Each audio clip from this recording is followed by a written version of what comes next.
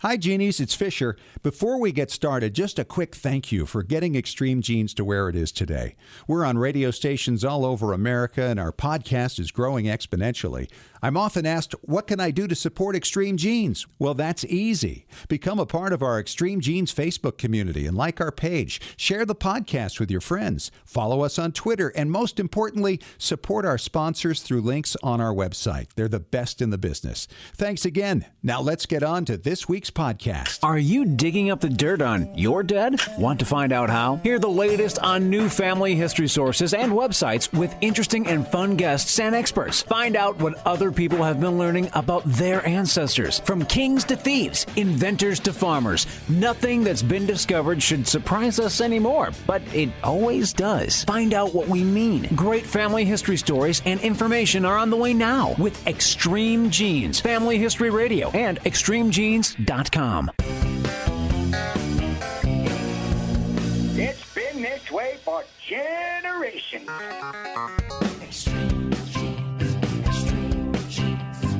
Dates in the Bible don't quite match the marriage certificate.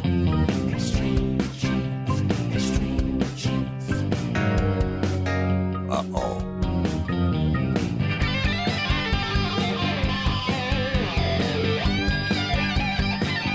And welcome, Genies, to Extreme Genes, America's family history show on extremegenes.com. It is Fisher here, the radio root sleuth on the program where we shake your family tree and watch the nuts fall out. And I'm so excited. Christmas is about here. I've got guests at the house. In fact, my daughter's son-in-law, 3 grandkids, showed up 3 days early this morning. And so I was like, oh, well, we don't have everything wrapped. We don't have all the beds made. There's so much to be done. But we have some awesome guests today. Judy Russell is back, the legal genealogist, with some great genealogy observations in about 9 minutes. Then later, I'll be talking with Marjorie Adams, a great-granddaughter of the man who, back in the 19th century, set many of the rules we know in the game of baseball. She wants him in the Hall of Fame. David Allen Lambert's on the line with us from Boston, the chief genealogist for the New England Historic Genealogical Society and AmericanAncestors.org. How are you, David? I'm doing fine. My shopping's practically almost done, so greetings from a happy guy in Beantown. Oh, and I've got to give a shout-out to a couple of people I heard from this past week. Crazy stuff. Mary Williams in South Australia listening to Extreme Genes. Mary, thanks so much for reaching out and saying hello. Love to hear from you. And from Ukraine, Myroslav Kaban. And I was just shocked to hear from him and so excited to know that they're listening to us in all the 4 corners of the universe. Well, at least the world. Hello to them from Beantown. Yes, and let's get into our family histoire news for today. Where do we start, my friend? I think we need to start in a galaxy far, far away. Of course. Well, in light of Star Wars, one of the things that I thought to myself, I said, the movies are a little confusing. They come out 4, 5, 6, then 1, 2, 3. Now we're doing 7. Right. So we need a family tree. And I thought to myself, I said, let me just do Google. So I did a simple Google search, Star Wars genealogy.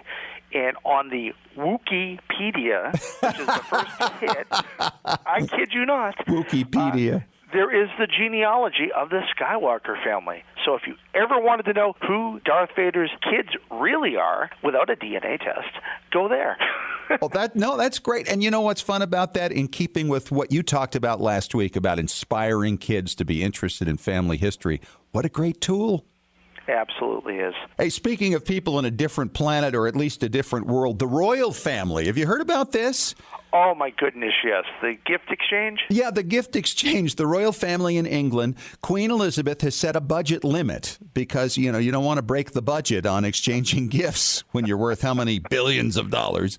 And apparently there is a tradition that was set back in the 19th century by Prince Albert, Queen Victoria's husband, of course. What would they be? Grandparents or great-grandparents to our current queen? At least greats, right? It is her great-grandmother. Yes. Great-grandparents. Well, they set it up where the gift exchange with the royal family is always on Christmas Eve, and so they'll be doing that this year. And Princess Kate apparently is interested in making homemade gifts, and she has been making jam for each family member to give out. Isn't that fun? That's amazing. And by the way, it is actually her great-great-grandmother. Great. Okay. Yeah, I had to visualize the family tree in my head. Yes. Well, everybody today, you walk around and there's so many people with tattoos and facial tattoos. It's like 25% now. Yeah, it's amazing, but it's not a new thing. I mean, obviously, we can't look at bones and say, who had a tattoo? But Smithsonian had to settle an argument. Who is known to have the oldest tattoo?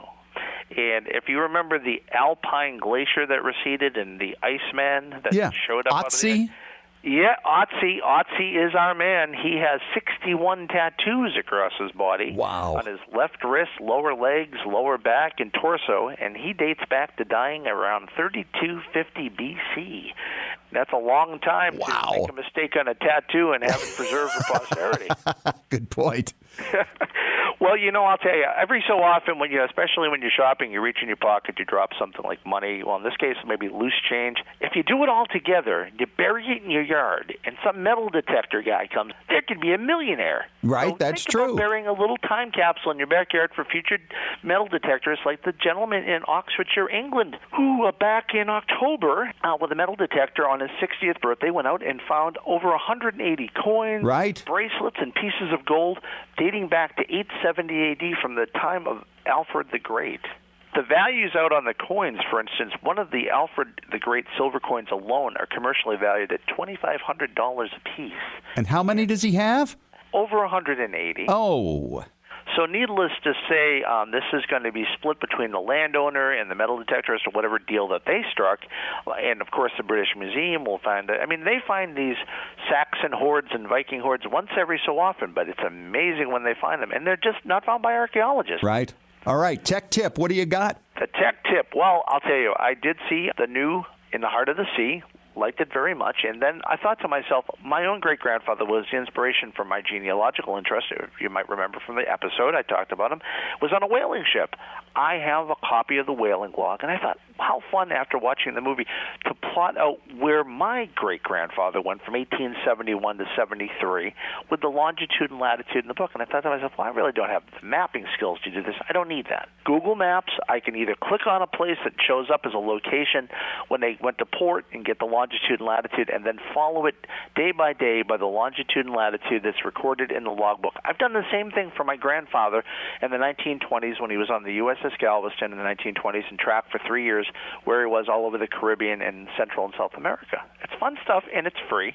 So if you have a person who is seaworthy in your family tree and you want to know where they were and you get some longitude and latitude, virtually show your kids where your family was. Great stuff. And, of course, NEHGS and American Ancestors brings you a guest database every week, and this is no exception. For the holidays, we have for you this week the New York Evening Post death notices from 1801 to 1890. Saw that. 100,000 death notices, and that's right up your genealogical alley, so hopefully you'll find a couple family members. Yes, found one the other night. Very excited about it. Genealogical gifts for Christmas. Gotta love it. Well, Merry Christmas, my dear friend, and a Happy New Year, and I'll talk to you soon. Ho, ho, ho. Thank you, David. Talk to you soon. Coming up next, she's the legal genealogist, and she's got some great observations to wrap up the year. Judy Russell talks to us in 3 minutes on Extreme Genes, America's Family History Show.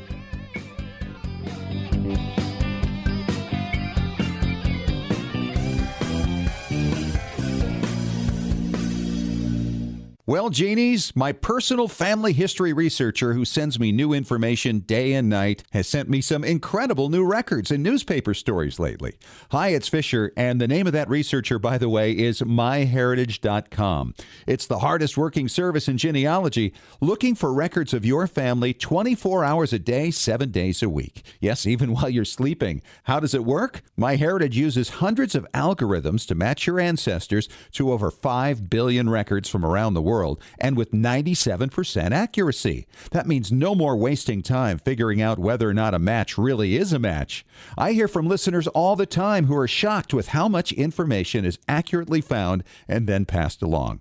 And now MyHeritage will translate your ancestors' names into English or any other language you like from foreign records. In fact, it works with over 40 languages. No one else does this. Whether you're a beginner or seasoned researcher, you need myheritage.com. Hey, earlier this year, I interviewed Nick Baum, the founder of Storyworth, a service that makes it easy to get to know your relatives with weekly stories. And Nick, you guys have come up with a great holiday gift and a treat for Extreme Genes listeners. Tell us about it. Thanks, Scott. We wanted to help people find a really meaningful gift for their family members. And what could be more personal than a beautiful hardcover book filled with family stories? We send your relatives weekly story prompts with questions you've never thought to ask. All they have to do is reply with a story, either by email or by phone. At the end of the year, we compile all their stories into a beautiful printed book. It's a great way to get to know your family better. In fact, I learned about some fun pranks my dad pulled when he was younger. Well, that sounds like it would be easy for even my least tech-savvy relatives. How much is it? A year's worth of stories plus a book is $79. An extra copy start at only $25. Extreme Genes fans, you get 25% off when you go to storyworth.com/extreme. That's storyworth.com/extreme. Extreme Genes is sponsored in part by 23andme.com, a personalized genetic service that helps you understand what your 23 pairs of chromosomes, your DNA, say about you. 23andme.com gives you a snapshot view of your DNA with more than 60 detailed reports on your health, traits, and ancestry, plus tools to explore and compare your DNA with family and friends. 23andme.com is the first and only genetic service available directly to you that includes reports that meet FDA standards. Here's how it works. Order your DNA kit from 23andme.com. Provide your saliva sample from home and mail it back to a CLIA-certified lab. Then you'll be notified when your reports are ready online. You'll also receive ongoing reports as new genetic discoveries are made and as 23andme.com is able to clear new reports through the FDA. See why more than 1 million people are experiencing their genetics with 23andme.com. Order your DNA kit today at 23andme.com.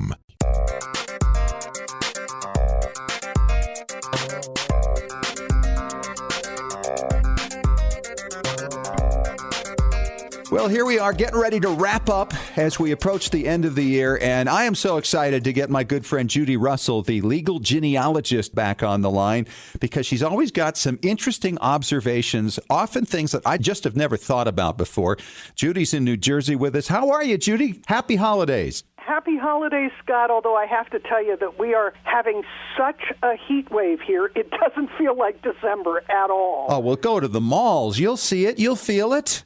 You see it, yes, but when you walk out to your car and it's 65 degrees, it's a little hard to be feeling like December. Yeah, you're absolutely right. Well, I'm so delighted that you've come on, and I was looking at your site the other day, and you have so many unique observations. Part of it, as I'm sure, because you have a background in law and ethics.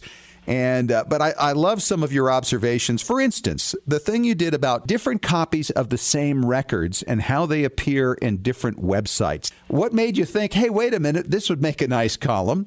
Well, in fact, what happened in that particular instance, Scott, was that I got a reader question about one column on a passenger record for her ancestor who'd come into the United States very early.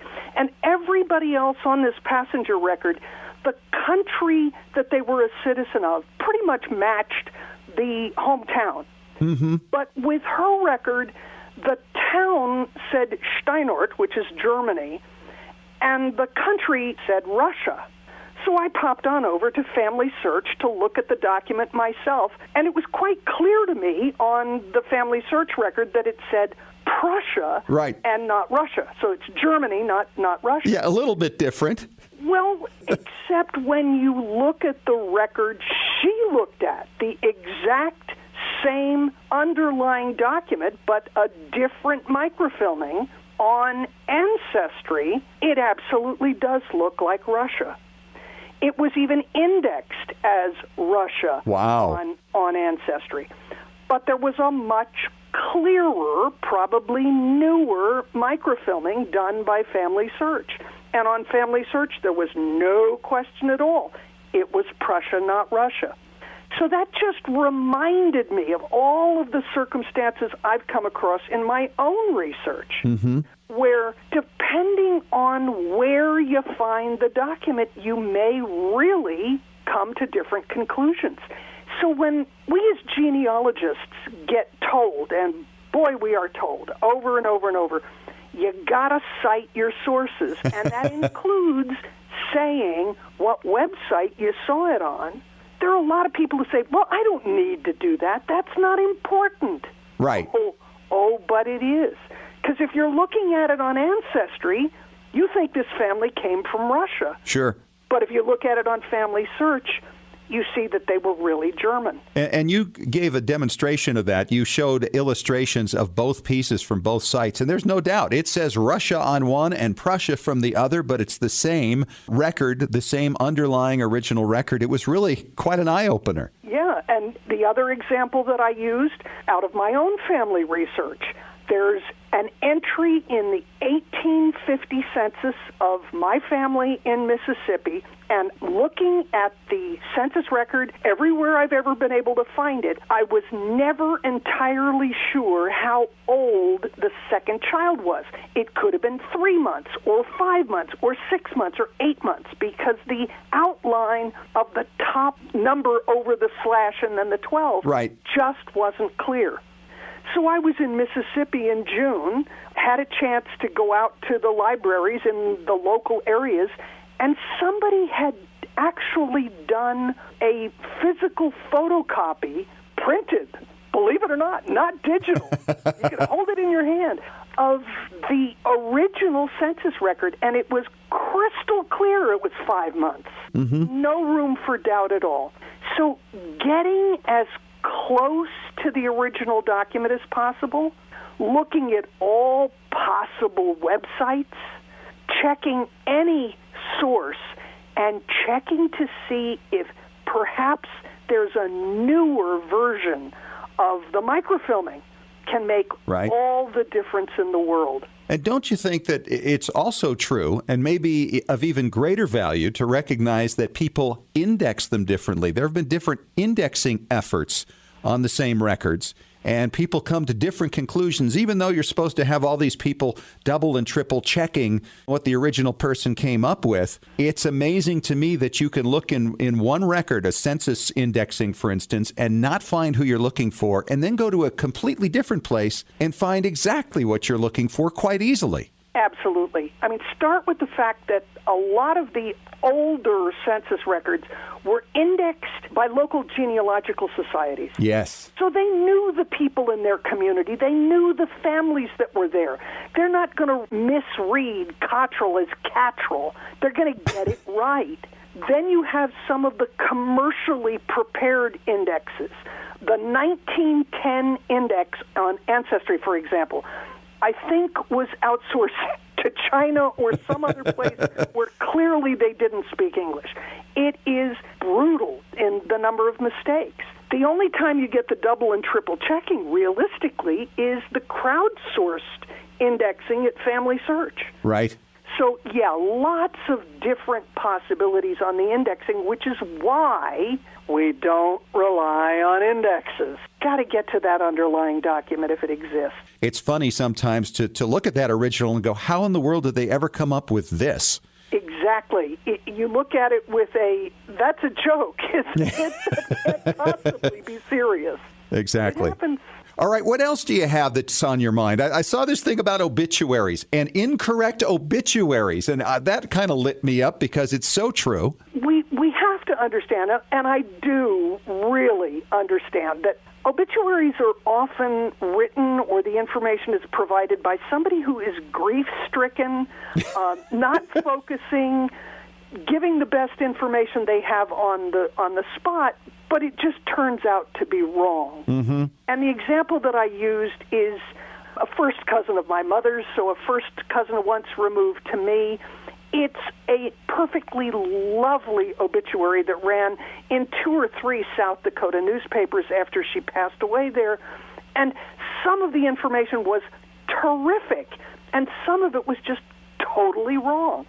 It had her born in the wrong state. It had her born in the wrong year.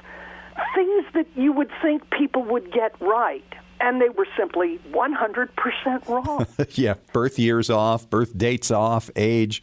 It happens. It does happen all the time. You know, we had an ancestor on my wife's side. He was a cattle rustler. He ran off with his farmhand's wife, And then he actually absconded with $25,000 under the guise that he was going to buy more cattle, but kept the money, then sold the cattle he had for more money, changed his name, set up house with this woman, and then got caught. Well, 28 years later, he was an upstanding member of the community when he died, and he'll be missed and mourned. And it's like, really? You're kidding. Love it. You just have to love it. The fact of the matter is that it's the winners who write the history, or the survivors who tell the story the way they want it to be told. And that, I think, is a key to some of the mistakes and errors that are in obituaries. This is where we tell glowing stories about people where everyone who knew them looks at it and says, are we talking about the same person? But it's interesting that errors like that, because I think either of grief or because of just not knowing, creep into even records that we tend to think of as take it to the bank accurate. Case in point, death certificates. Yes. We all, particularly when we're baby genealogists, we think, if it's in a death certificate, it's got to be right. The problem is that what has to be right in a death certificate is the identity of the deceased, the date and cause of death.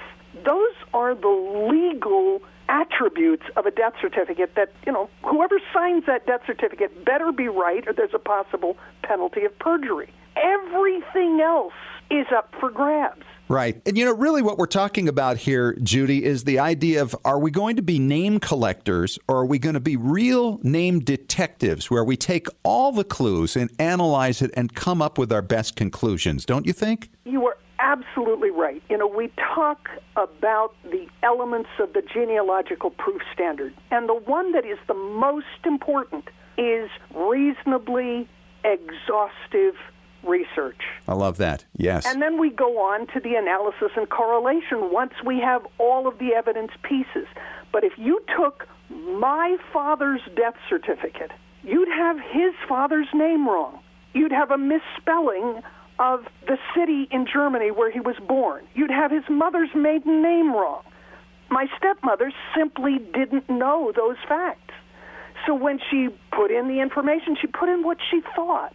Fortunately, I also had a chance to get his original birth certificate from the city of Bremen. Yep. So I know what all the details are. We need to broaden our horizons and keep in mind that no one record is always right. This is the thing, Judy. We've got to help people to understand that we don't want to be just name collectors. We want to gather everything and analyze it. And really, it's much more fun this way. Oh, it is so much more fun. If it were easy, why would we do it? Yeah. Well said. Hey, my friend, have a great holiday season. Thank you so much for coming on the show. She's Judy Russell, the legal genealogist. Go to legalgenealogist.com. You will see insights there you don't see anyplace else. Thanks, Judes. Thanks, Scott. Take care. And coming up next, her great-grandfather basically made baseball what it is today.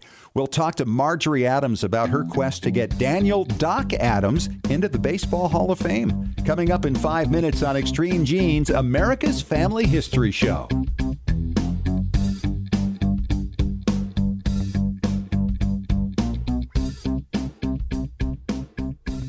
Scientific studies have proven that youth who know even a little bit about their family history perform better academically and have a greater sense of personal confidence and stability. Genealogy is its own incredible superpower that arms our children with super strength. But how do you get your child or grandchild interested in studying their family history? That kind of stuff is just for grandmas, right? Not anymore. ZapTheGrandmaGap.com leaps the generation gap in a single bound. Author Janet Hovorka provides you with useful and timely advice on helping the young people in your life become engaged in their own family history. Janet has an entire collection of books to inspire the young and the young at heart in fun, interactive ways. She also offers creative tips and advice on her blog and in her free weekly newsletter.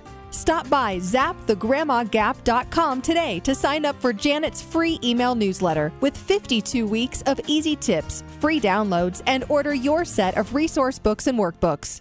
Looking for an easy way to show off your family history and share it with your family? Family Chart Masters offers beautiful custom pedigree art pieces and inexpensive family reunion draft charts in any design or size that fits your needs. With a free consultation at FamilyChartMasters.com, you can get started creating a new family masterpiece. Family Chart Masters has over 11 years of experience in creating and printing family charts. They can print any style of genealogy chart from any genealogy file and can create exactly what you're looking for. You'll work with a specialized and talented consultant whose goal is to make you happy. Decorative charts make fantastic gifts for all occasions. And with Family Chart Masters' option of ordering duplicate charts at half price along with your original purchase at full price, you can afford to give a family heirloom to each member of your family. Contact Family Chart Masters today at FamilyChartMasters.com for your free consultation. Family Chart Masters will give the greatest care to your family history.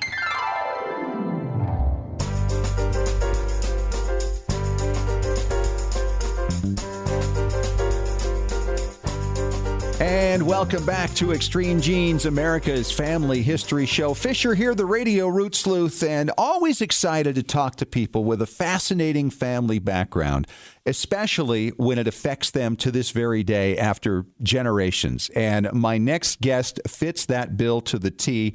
Her name is Marjorie Adams. She's in Connecticut, not far from my old stomping grounds where I grew up in southwestern Connecticut.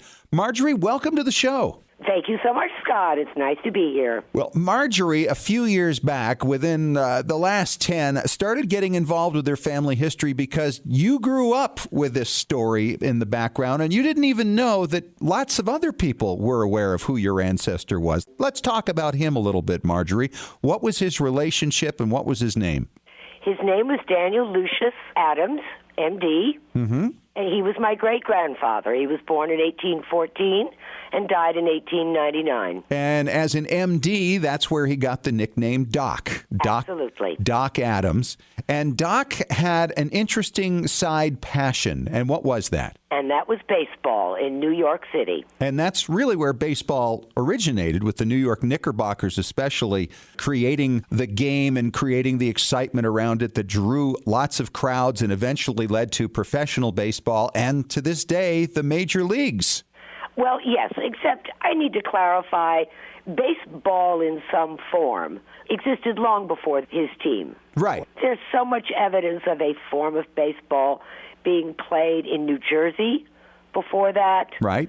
In Massachusetts, where it was sort of a different form. Town ball. There are even prints from France in the Middle Ages of people hitting a ball with a stick. Mm-hmm. So it's really a very old game, but what Doc's team did was make it really important. Yes, that's right. And he made it popular.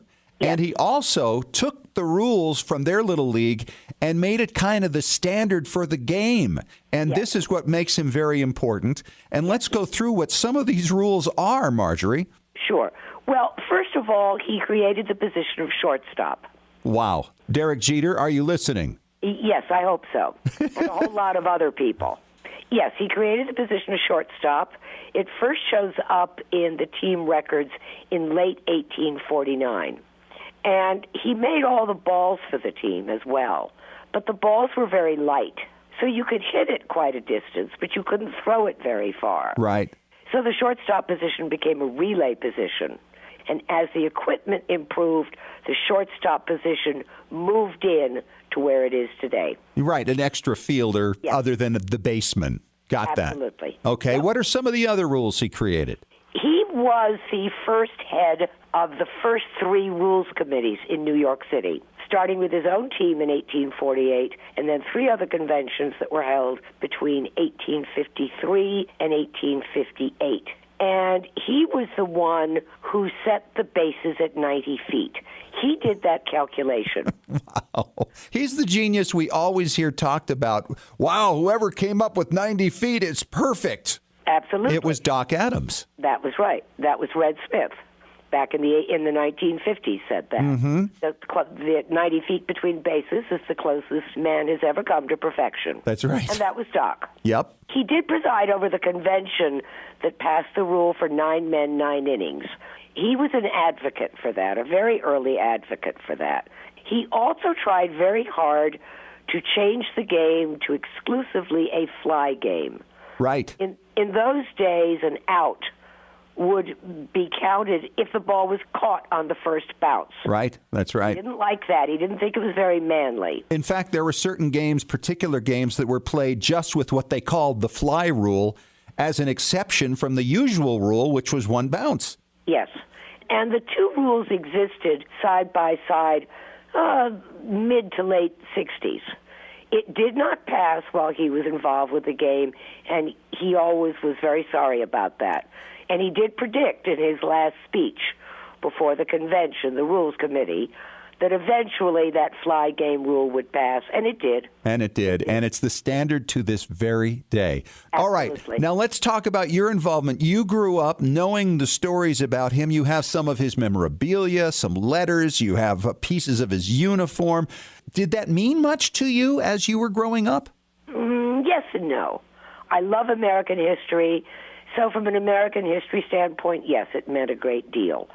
But I never really delved into it until 4 years ago. We do have an essay that my grandfather, Doc's youngest son, wrote in 1939, his memories of his father.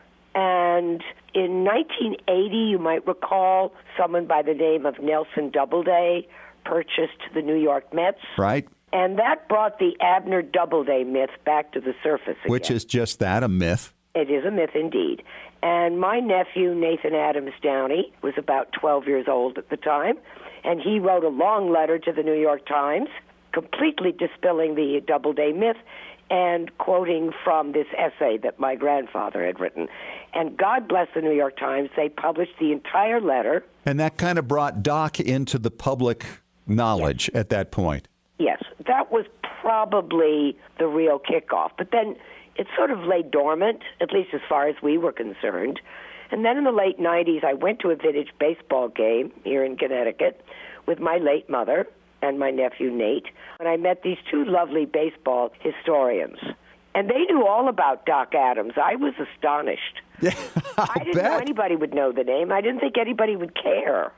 Yeah, I understand. But baseball people, though, are unique, as I know you know now. Oh, I do. Yeah. And they're wonderful. Yes. Particularly those who play vintage baseball. Well, because they understand the ancient history, the 150 years ago thing. Well, let's talk really quickly here about the Hall of Fame thing. Doc was up for a Hall of Fame vote just a month or so ago, if that. And he needed 12 votes out of 16, and he wound up with 10, which to me as a baseball fan, I was very disappointed because I feel he should be in the Hall of Fame. Well, thank you, Scott. So do I. So do a lot of other people. But it was his first time on the ballot. Right. And he got more votes than anybody. Yes, that's right. So I'm very grateful. But believe me, in 2018, when this committee meets again, he's going to get more than the 12. Well, Doc Adams was born in 1814. It is now 201 years later, and you are still out there talking about your ancestor. He's changed your life. Talk a little about that. It's all I've done for the last 4 years is study Doc Adams. I'm very blessed that my great-aunt, Doc's eldest daughter, transcribed all the letters written to Doc by his father. We have very little of what Doc wrote in response, almost nothing. But you can learn a lot about the man by the letters that his own father wrote him. Right. And that has been a wonderful resource for understanding the man, learning what he was about, even though I have almost nothing written by him. Yes. And I have spent the last 4 years reading and rereading those letters. And promoting Doc for the Hall of Fame. Promoting Doc any chance I get. I'm positively shameless about it. And you know what, Marjorie? God bless you. I'm sure he's up there looking down on you saying, go get him, Marjorie. Well, he was not a man to promote himself. but it's the right thing to do because Doc should be in the Hall of Fame. He absolutely should be. What a delight it is to chat with you, and I wish we had more time to get into this, not only from the family history side of it, but you know I'm a big baseball nut myself. We have a website, docadamsbaseball.org. And baseball aficionados can check that out. And Marjorie, good luck with your quest to get him into the Hall, and we're going to be keeping an eye on this in the years ahead. Thank you, Scott, so much. I appreciate it. And coming up next, we're going to talk to Tom Perry from tmcplace.com. He's our preservation authority, talking about how you can preserve your precious heirlooms on Extreme Genes, America's Family History Show.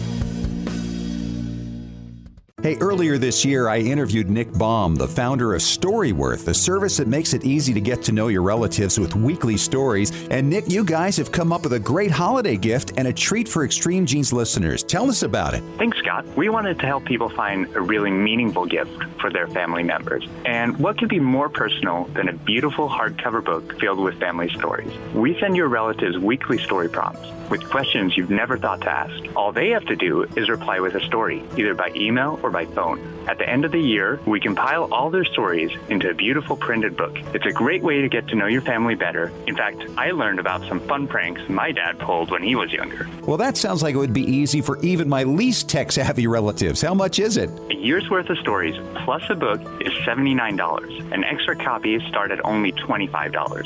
Extreme Genes fans, you get 25% off when you go to storyworth.com/extreme. That's storyworth.com/extreme.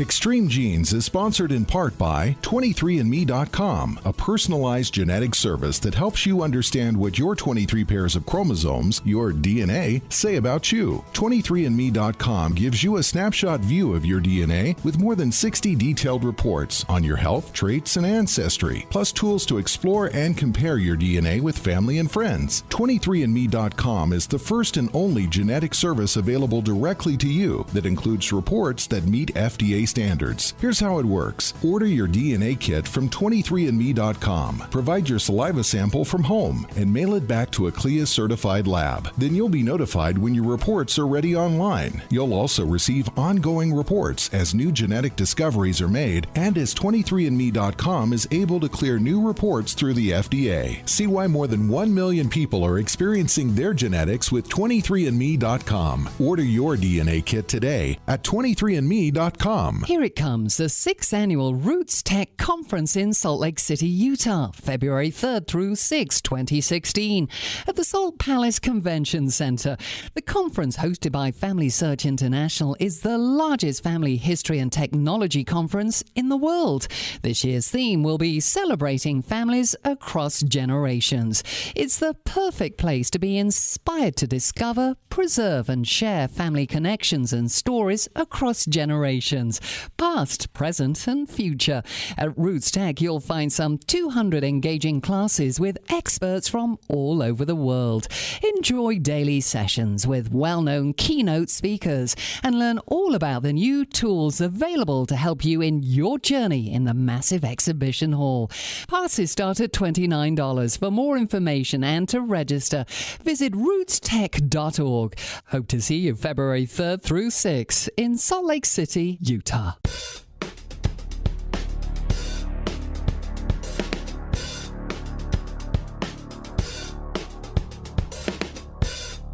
And welcome back to Extreme Genes, America's Family History Show. And every week we do a segment on preservation, so you can figure out how you can preserve your old videos, your old home movies, old photographs, pretty much old anything. And so we have a really old guy here to help us out. His name is Tom Perry with tmcplace.com. He's our preservation authority. Hi, Tom. How are you? Hi, I was fine, but now I don't know. Well, we got a listener email, Tom, a little confused about some advice you gave in recent weeks, talking about MP4s and MOVs and AVIs. And he said, I've got all my stuff in AVI. I want to convert it, but I don't see any button I can push to convert it to MP4s. What do you have to say about that? There's a lot of different options. If you want a free program, you can go to download.cnet.com, and they have one that's really highly rated. They've had over 500,000 downloads, and it's like 5 stars, so it's really a high-rated one, and it's free. So that's one that you can use there. And it says on the website that it's a Windows version, but generally when there's a Windows version, there's also a Mac version, so you can try that. If you want to do something that's a little bit more robust, that can give you more options, there's another place called Movie AVI, but it's spelled kind of weird. It's movavi.com. And they have PC versions and they have Mac versions, and they're really inexpensive.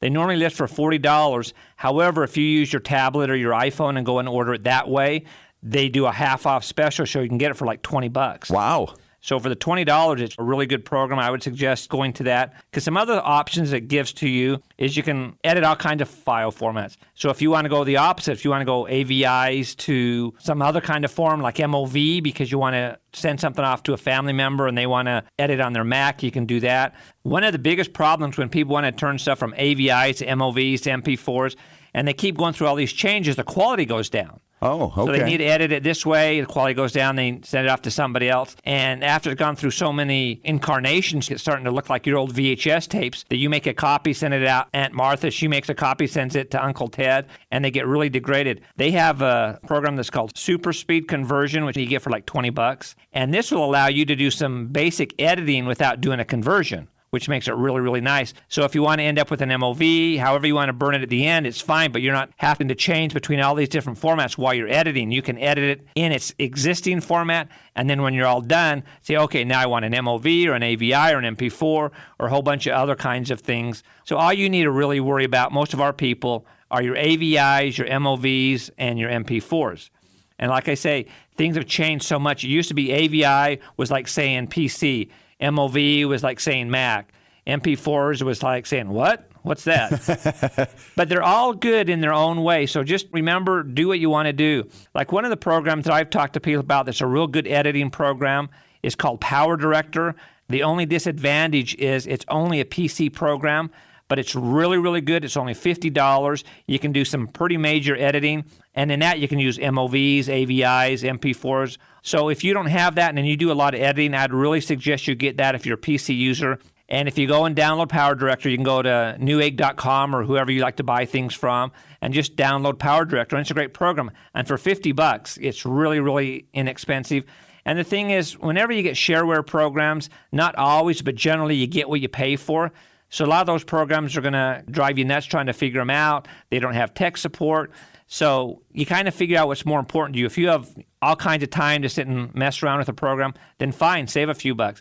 If you're really tight on time, the money's important, but not as important as your time, then get something like Power Director because it's easy to use, it's rated really well, and by the time you're done editing, the other people on the freeware programs are still trying to figure out what the heck's going on. That makes sense. Good stuff. All right, what are we going to talk about in our next segment? In the next segment, we'll go over a little bit of other ideas to help you with your editing.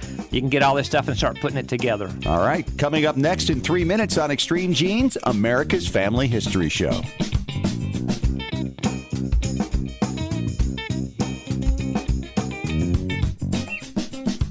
Looking for an easy way to show off your family history and share it with your family? Family Chartmasters offers beautiful custom pedigree art pieces and inexpensive family reunion draft charts in any design or size that fits your needs. With a free consultation at FamilyChartmasters.com, you can get started creating a new family masterpiece. Family Chartmasters has over 11 years of experience in creating and printing family charts. They can print any style genealogy chart from any genealogy file and can create exactly what you're looking for. You'll work with a specialized and talented consultant whose goal is to make you happy. Decorative charts make fantastic gifts for all occasions. And with Family Chartmasters' option of ordering duplicate charts at half price along with your original purchase at full price, you can afford to give a family heirloom to each member of your family.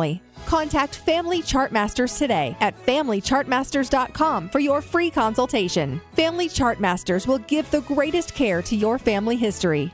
When was the last time you heard your grandmother's voice or saw your family enjoying life back in the 1950s or 60s? If the reason is you haven't known what to do with your old recordings, videos, and films, here's your answer. The Multimedia Center in Salt Lake City. We brought in a video project to the Multimedia Center, and overnight they duplicated it to DVD so we could meet our deadline. The Multimedia Center, 2870 East, 3300 South, Salt Lake City. Open Monday through Friday, 10 to 6. Call 801-483-1717 or go to transferduplication.com. FamilyFriend.com. Scientific studies have proven that youth who know even a little bit about their family history perform better academically and have a greater sense of personal confidence and stability. Genealogy is its own incredible superpower that arms our children with super strength. But how do you get your child or grandchild interested in studying their family history? That kind of stuff is just for grandmas, right? Not anymore. ZapTheGrandmaGap.com leaps the generation gap in a single bound. Author Janet Havorka provides you with useful and timely advice on helping the young people in your life become engaged in their own family history. Janet has an entire collection of books to inspire the young and the young at heart in fun, interactive ways. She also offers creative tips and advice on her blog and in her free weekly newsletter.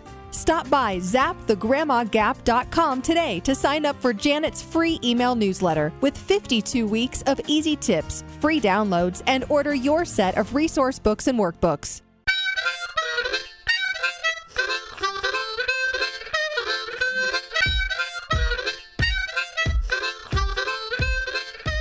We are back. Final segment of Extreme Genes, America's Family History Show, and ExtremeGenes.com. It is Fisher here, the Radio Root Sleuth, with Tom Perry from TMCPlace.com. All right, Tom, what do you got?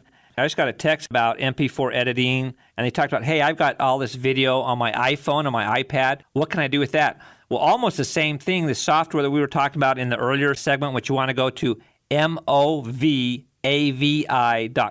They have programs also where you can take your iPads and your iPods and take the video and edit them, put them in the cloud or whatever you want to do, which we highly recommend, whether you use Dropbox, whether you use Google, whether you use Lightjar, whatever cloud you want to use. It's a good way to store. And some people have also said, well, I have AVIs, I have MOVs like we talked about. Do I need to do the MP4s also? You know, if you're going to do a few videos, AVIs and MOVs are fine to put on the cloud. However, they're so big, especially AVIs. AVIs are really huge. So the nice thing about converting them to MP4s is you've got them safe and secure, but they're so small they're not going to fill up your cloud. So keep the AVIs and the MOVs on your hard drive, have Blu-ray discs, DVDs, so you always have your disk, your hard drive, and at least one cloud. So that's the best way to do it. However, I wouldn't be putting all your AVIs and MOVs up in the cloud because of the size, unless you have, like I said, a very few of them. Do them as MP4s because they're really good quality. If something happens, you lose everything, you can still view your MP4s and do some basic editing. So that's a good way to go. You need to figure out exactly what your goals are because you're looking at all this stuff. You might have hours and hours of Thanksgiving stuff you shot, Christmas things that you've compiled. Maybe people sent you videos, gave you DVDs, and you've got this 2-hour DVD with 10 seconds on your family. Right. And maybe an interview with Grandma and Grandpa. Exactly. So what you need to do is sit down and look at these DVDs. And the best way to do this is what we tell people in our store, is put them in your DVD player, your Blu-ray player, and hit display. Because when you hit display, it's going to show you up at the top how many minutes you are into the segment, what chapters you are at. So what you want to do is get a legal pad and start writing out, oh, here's Aunt Martha's interview. I want to keep this. Oh, here's my kids at a birthday party. I want to keep this. Write down what parts you want and then get a good program like we've mentioned before and just extract these segments and make your own DVD. Keep it on your hard drive. Put it in the cloud. Don't wait till, I've got everything done. Now I'll make discs. Now I'll put things in the cloud. Don't do that because everybody procrastinates, unfortunately. Right, and then you could lose a lot of stuff. Exactly, because you never know when you're going to get hit by an earthquake, a tornado, a hurricane, whatever. There's so many options that can come out there.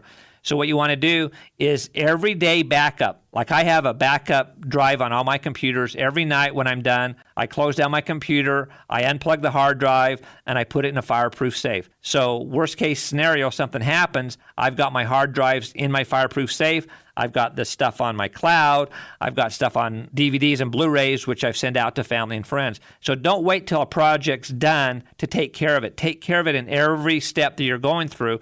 And don't assume, well, Aunt Martha has it, everybody else has it, I don't need to worry about it. Trying to get stuff from people is like trying to get your nephew to finish editing your videos for you. Right, yes. We have so many people come into the store that says, hey, my nephew has had this for almost a year now. He's supposed to edit it for me. I don't want to deal with that anymore. I just want to get it done and be able to enjoy it. Yeah, I go through that with members of my own family. So just every day as you do stuff, just take a few minutes, back up to the cloud. In fact, there's a lot of programs that you can get that will do the backup for you automatically. You walk away from your computer to go have dinner, and when you come back, it's already backed everything up to your hard drive or to your cloud. And the neat thing with these small drives, they're so tiny, pop several of them into a fireproof safe. Something happens to your computer. You buy a new computer. You plug that in, and it puts all that stuff on your brand new computer just like it was your old one. Magic. I love it. Thanks so much, Tom. Thank you. See you again next week. Sounds good. Well, that is it for this week. Thanks so much to the legal genealogist, Judy Russell, for coming on the show this week with some of her year-end genealogy observations. Great stuff as always. And to Marjorie Adams, great-granddaughter of Daniel Doc Adams, who created many of the key rules that standardized the game of baseball, and her quest to get him into the Hall of Fame. If you missed it, catch the podcast. Merry Christmas all, and remember, as far as everyone knows, we're a nice, normal family.